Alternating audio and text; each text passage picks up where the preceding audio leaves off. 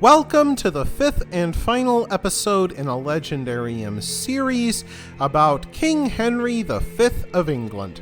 In Part 5, Cry Havoc Once More, we will talk about King Henry's 1417 expedition to France.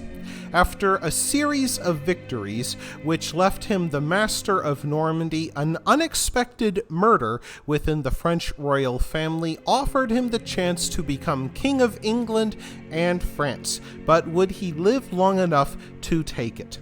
Still flush with victory from Agincourt, King Henry V assembled an even larger fleet than he had in 1415. His 1417 expedition included Venetian merchantmen and Genoese carracks, which transported 12,000 English soldiers and another 30,000 laborers who would build siege works. Henry spent most of the summer sweeping French privateers from the English Channel and landed his army in Normandy early in August 1417. King Henry intended to perform a Norman conquest in reverse, with England taking over Normandy. As English soldiers poured into the Norman countryside, rich and poor Frenchmen fled their farms and country estates for the walled cities. The royal family of France failed to act quickly because they believed the fortress city of Caen would stop the English invasion. And after the disaster at Agincourt, they did not wish to face the English in the field again. Yet the budding artillery revolution was already making their ramparts obsolete. King Henry V placed his culverins so they could fire over the French walls from behind earthen ramparts and timber screens dug around the city. King Henry, an expert artilleryman, filled hollow iron shells with combustible tow, which ignited massive fires within Caen. When Henry opened breaches in Caen's walls, the French placed timber screens and sandbags within the breaches, and then dug trenches lined with upright stakes behind them as booby traps for any invading English soldiers. Soon enough, the Earl of March's reinforcements met up with King Henry's army, and after 3 attempts, King Henry's men scaled the walls of Caen. Crying havoc, they poured into the city streets and looted and burned everything they could find.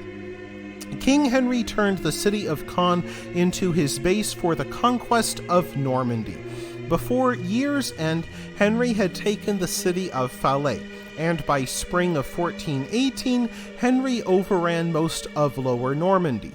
He seized the houses of wealthy burghers to serve as homes for English officials, including bailiffs who now enforced King Henry's law in the countryside. He even set up a ducal mint to issue coins with his face upon them.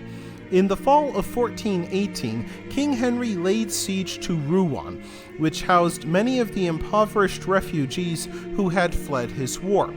The French officials were unable to feed them during the siege, so they sent them out, hoping that King Henry would allow them to leave. King Henry did not, and the poor refugees wound up starving to death in between 2 battle lines.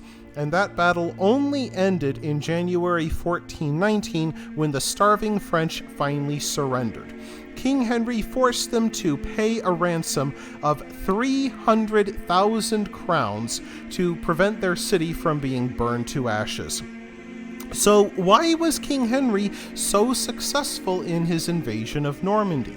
Because the French royal family was locked in a civil war between the Dauphin Charles and his relation, Duke John of Burgundy. This conflict had been caused by the madness of King Charles VI. When the Dauphin Charles murdered Duke Jean during a peace conference that was called after the fall of Rouen, Jean's son Charles decided to support King Henry over his father's murderer. On May 21st, 1420, Duke Charles and King Henry signed the Treaty of Troyes, It recognized Henry as the next king of France once Charles VI died, and given the old king's madness and infirmity, that would not be long off. King Henry married Charles' daughter Catherine at the Church of St. John as part of the peace agreement.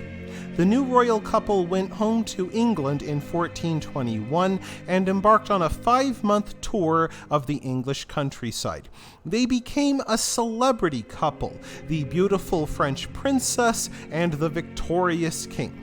But Henry had to leave before year's end because of a rebellion launched by Frenchmen who refused to accept an English king.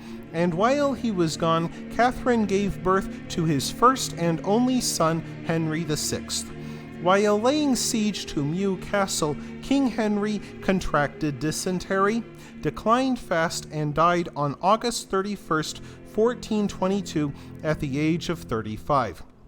His son Henry VI, only 9 months old, took the crown, and in the years that followed, he and his regents would lose control of France and ultimately see England plunged into a terrible civil war called the War of the Roses. Yet his wife for a short time, Catherine of Valois, would leave behind a powerful legacy in her own right.